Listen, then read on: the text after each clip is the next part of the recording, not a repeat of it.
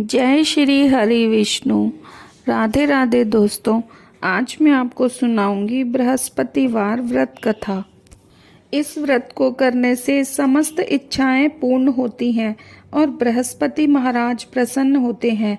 धन, विद्या, पुत्र तथा मनोवांछित फलों की प्राप्ति होती है।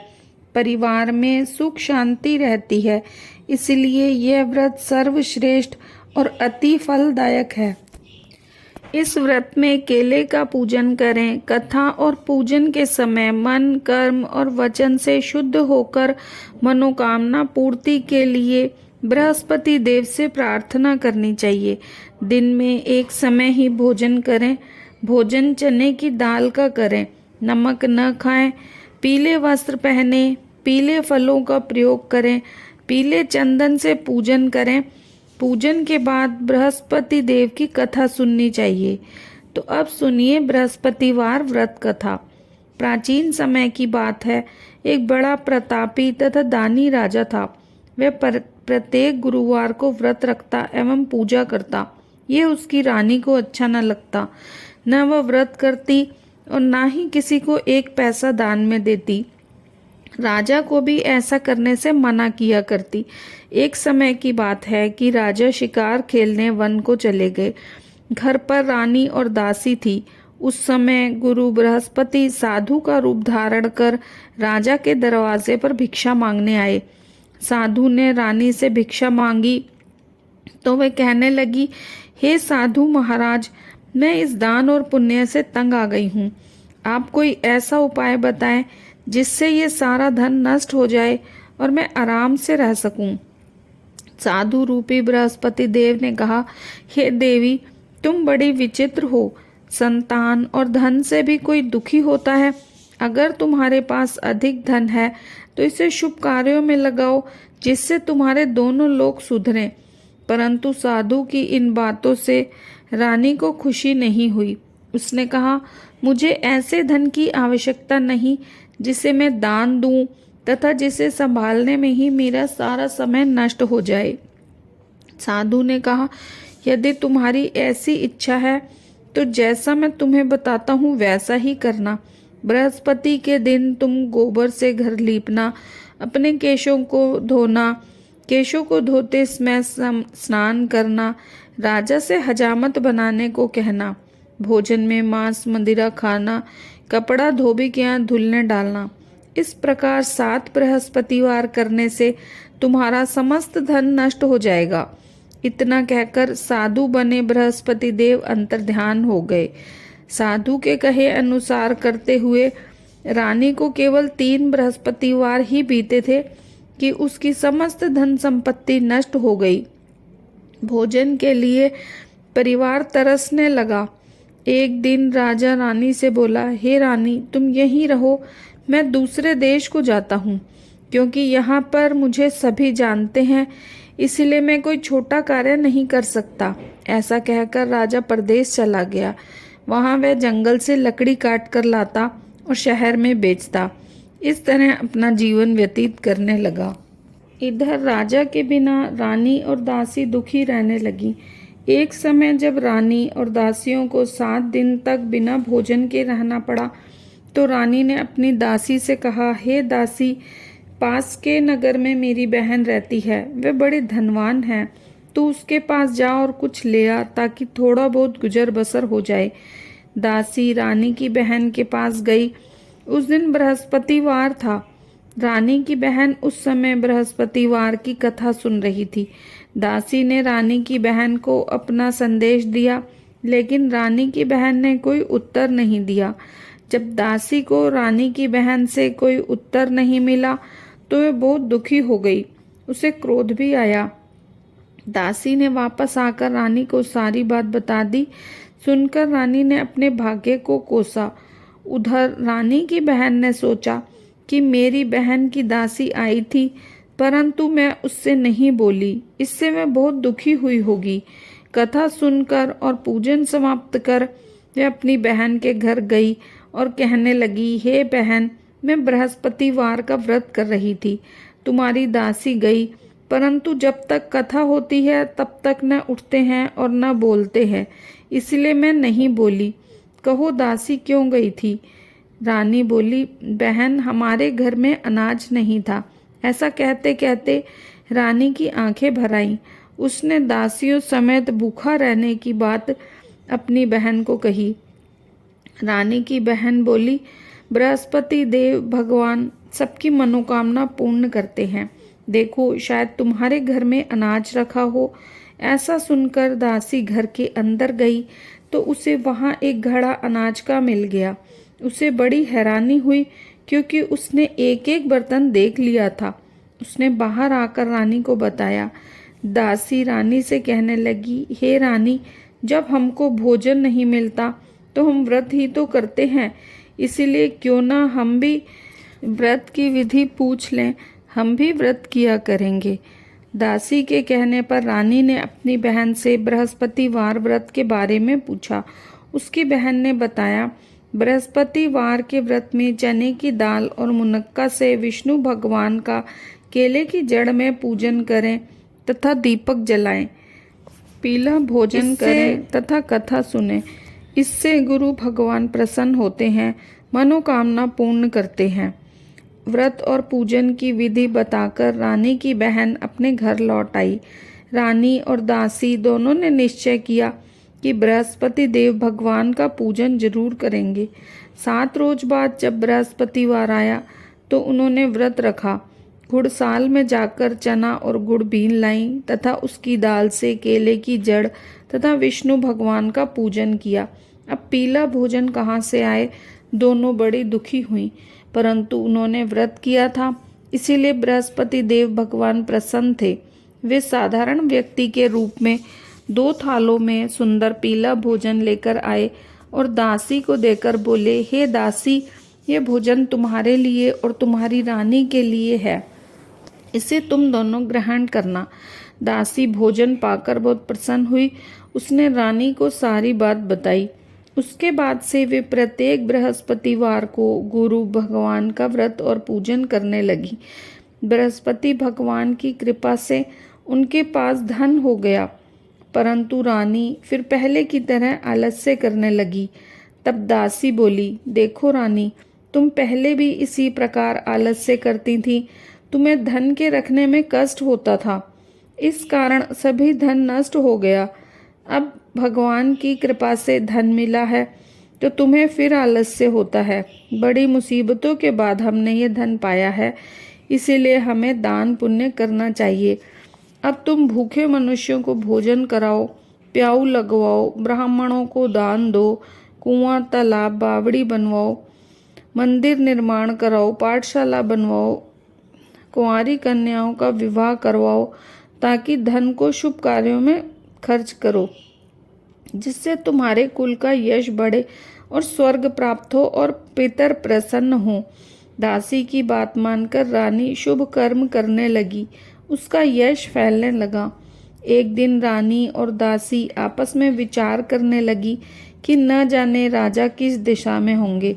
उनकी कोई खोज खबर भी नहीं है। उन्होंने श्रद्धा पूर्वक गुरु भगवान से प्रार्थना की कि राजा जहाँ कहीं भी हों शीघ्र वापस आ जाएं। उधर राजा परदेश में बहुत दुखी रहने लगा। वह प्रतिदिन जंगल से लकड़ी बीन कर लाता और उसे शहर में बेचकर अपने दुखी जीवन को बड़ी कठिनता से व्यतीत करता। एक दिन वह दुखी हो अपनी पुरानी बातों को याद करके रोने लगा और उदास हो गया।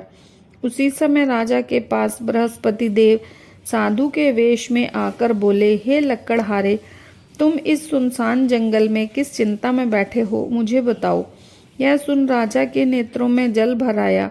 साधु की वंदना कर राजा ने अपनी संपूर्ण कहानी सुना दी।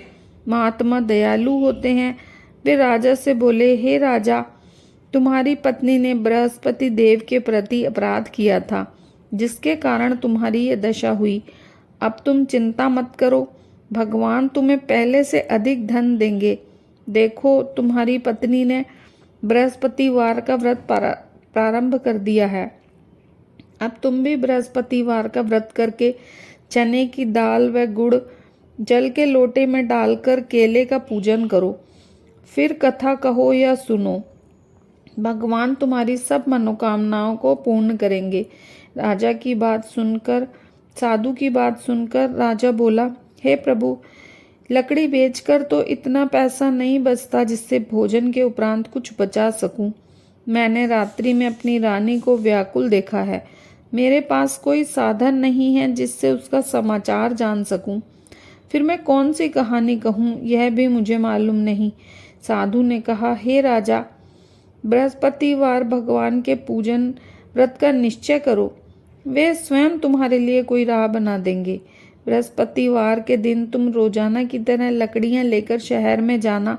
तुम्हें रोज से दुगना धन मिलेगा, जिससे तुम भली भांति भोजन कर लोगे तथा बृहस्पति देव की पूजा का सामान भी आ जाएगा।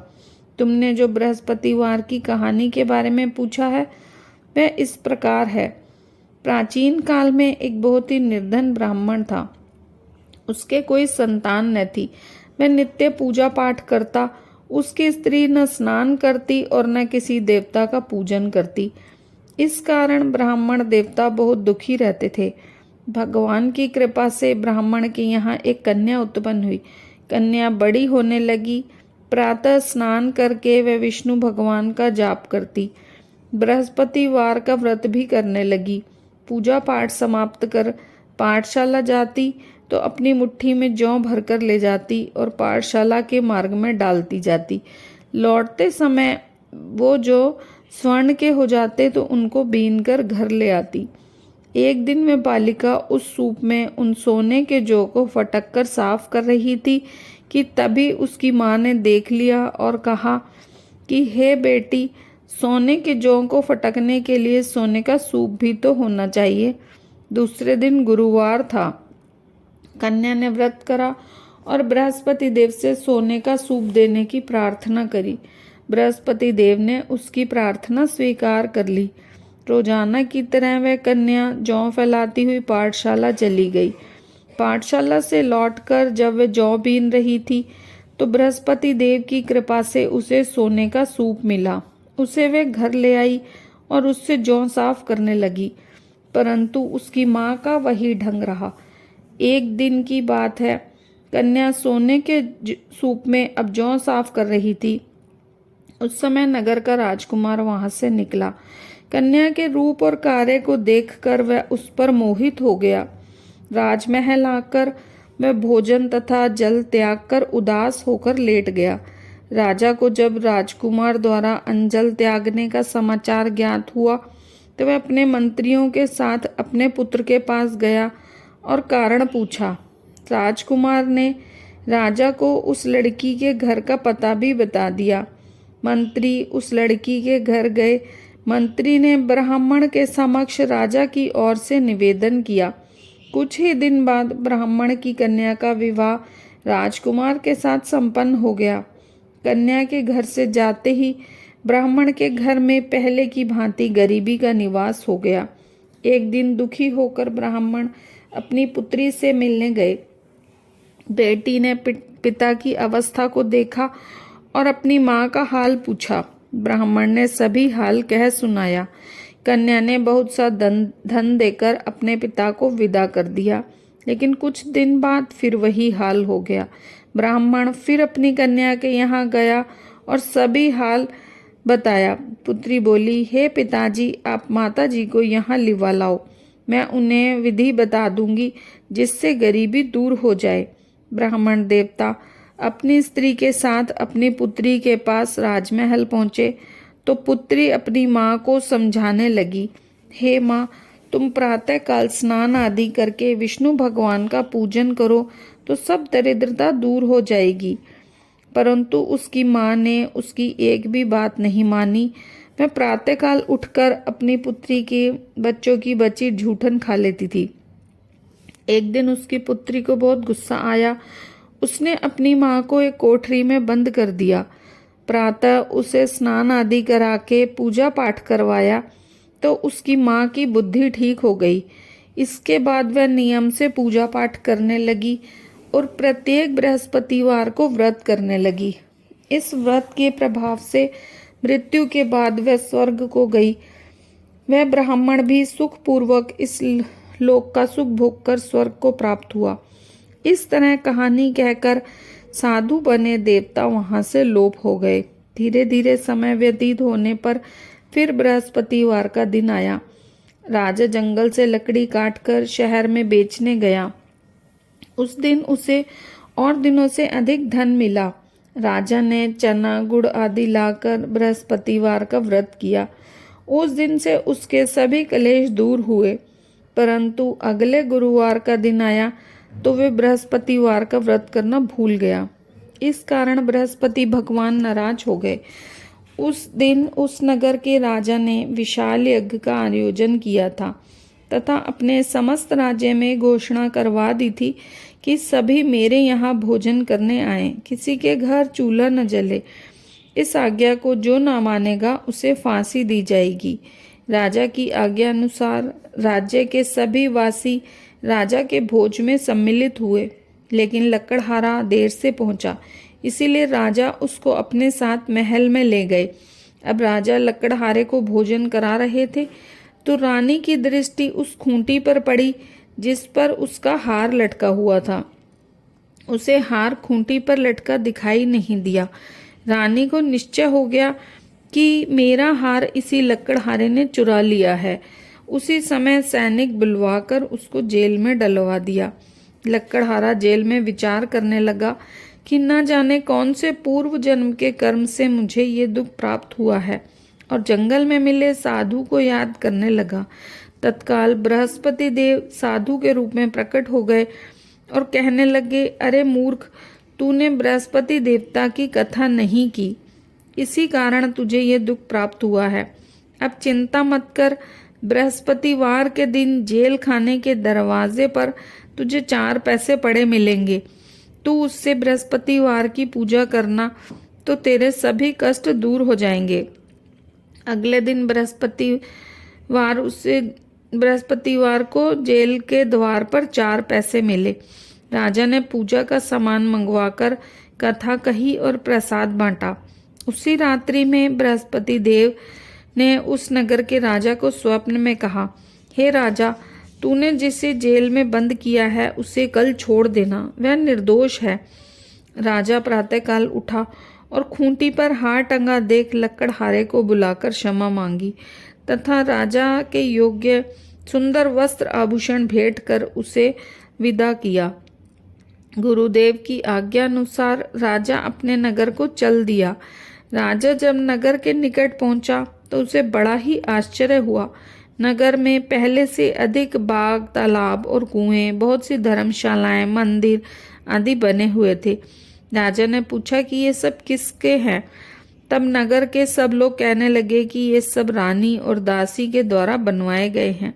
राजा को आश्चर्य हुआ और गुस्सा भी आया कि उसकी अनुपस्थिति में रानी के पास धन कहाँ से आया। जब रानी ने यह खबर सुनी कि राजा आ रहे हैं तो उसने अपनी दासी से कहा, हे दासी, देख, राजा हमको कितनी बुरी हालत में छोड़ गए थे, इसीलिए वो हमारी ऐसी हालत देखकर लौट न जाएं। तू दरवाजे पर खड़ी हो जा। रानी की आज्ञा अनुसार दासी दरवाजे पर खड़ी हो गई और जब राजा आए तो उन्हें अपने साथ महल में लिवा लाई। तब राजा ने क्रोध करके अपनी तलवार निकाली और पूछने लगे, बताओ तुम्हें यह धन कैसे प्राप्त हुआ है? तब रानी ने सारी कथा कह सुनाई। राजा ने निश्चय किया कि मैं रोजाना दिन में 3 बार कहानी कहा करूंगा और रोज व्रत किया करूंगा। अब हर समय राजा के दुपट्टे में चने की दाल बंधी रहती तथा दिन में 3 बार कथा कहता। एक रोज राजा ने विचार किया कि चलो अपनी बहन के यहाँ हो आऊं। इस तरह का निश्चय कर राजा घोड़े पर सवार हो अपनी बहन के यहाँ चल दिया। मार्ग में उसने देखा कि कुछ आदमी एक मुर्दे को लिए जा रहे हैं। उन्हें रोककर राजा कहने लगा, अरे भाइयों, मेरी बृहस्पतिवार की कथा सुन लो। वे बोले, लो, हमारा तो आदमी मर गया, इसको अपनी कथा की पड़ी है। परंतु कुछ आदमी बोले, अच्छा कहो, हम तुम्हारी कथा सुनेंगे। राजा ने दाल निकाली और कथा कहनी शुरू कर दी। जब कथा आधी हुई तो मुर्दा हिलने लगा और जब कथा समाप्त हुई तो राम राम कह के वह मुर्दा खड़ा हो गया। राजा आगे बढ़ा। उसे चलते चलते शाम हो गई। आगे मार्ग में उसे एक किसान खेत में हल चलाता मिला। राजा ने उससे कथा सुनने का आग्रह किया, लेकिन वह नहीं माना। राजा आगे चल पड़ा। राजा के हटते ही बैल पछाड़ खाकर गिर गए तथा किसान के पेट में जो बहुत बहुत जोर से दर्द होने लगा। उसी समय किसान की माँ रोटी लेकर आई। उसने जब देखा तो अपने पुत्र से सब हाल पूछा। बेटे ने सभी हाल बता दिया। बुढ़िया दौड़ी दौड़ी उस घुड़सवार के पास पहुंची और उससे बोली, मैं तेरी कथा सुनूंगी, तू अपनी कथा मेरे खेत पर ही चलकर कहना। राजा ने लौटकर बुढ़िया के खेत पर जाकर कथा कही, जिससे सुनते ही बैल खड़े हो गए तथा किसान के पेट का दर्द भी बंद हो गया। राजा अपनी बहन के घर पहुंचा। बहन ने भाई की खूब मेहमानी की। दूसरे रोज प्रातःकाल राजा जागा तो वह देखने लगा कि सब लोग भोजन कर रहे हैं। राजा ने अपनी बहन से जब पूछा कि ऐसा कोई मनुष्य है जिसने भोजन नहीं किया हो, जो मेरी बृहस्पतिवार की कथा सुन ले। बहन बोली, हे भैया, ये देश ऐसा ही है। यहाँ लोग पहले भोजन करते हैं, बाद में कोई अन्य काम करते हैं। फिर वह कुम्हार के घर गई जिसका लड़का बीमार था। उसे मालूम हुआ कि उसके यहाँ 3 दिन से किसी ने भोजन नहीं किया है। रानी ने अपने भाई की कथा सुनने के लिए कुम्हार से कहा। वह तैयार हो गया। राजा ने जाकर बृहस्पतिवार की कथा कही, जिसको सुनकर उसका लड़का ठीक हो गया। अब तो राजा को प्रशंसा होने लगी। एक दिन राजा ने अपनी बहन से कहा, हे बहन, अब मैं अपने घर जाऊंगा, तुम भी तैयार हो जाओ। राजा की बहन ने अपनी सास से भाई के साथ जाने की आज्ञा मांगी। सास बोली, हाँ चली जा, मगर लड़कों को मत ले जाना, क्योंकि तेरे भाई के कोई संतान नहीं है। बहन ने अपने भाई से कहा, हे भैया, मैं तो चलूंगी, मगर कोई बालक नहीं जाएगा। अपनी बहन को भी छोड़कर दुखी मन से राजा अपने नगर लौट आया। राजा ने रानी को सारी कथा बताई और बिना भोजन किए शैया पर लेट गया। रानी बोली, हे प्रभु, बृहस्पति देव ने हमें सब कुछ दिया है, वे हमें संतान अवश्य देंगे। उसी रात बृहस्पति देव ने राजा को स्वप्न में कहा, हे राजा, उठ, सभी सोच त्याग दे, तेरी रानी गर्भवती है। राजा को यह सुनकर बड़ी खुशी हुई। 9वें महीने रानी के गर्भ से एक सुंदर पुत्र पैदा हुआ। तब राजा बोला, हे रानी, स्त्री बिना भोजन के रह सकती है, परंतु बिना कहे नहीं रह सकती। जब मेरी बहन आए तो तुम उससे कुछ मत कहना। रानी ने हाँ कर दी।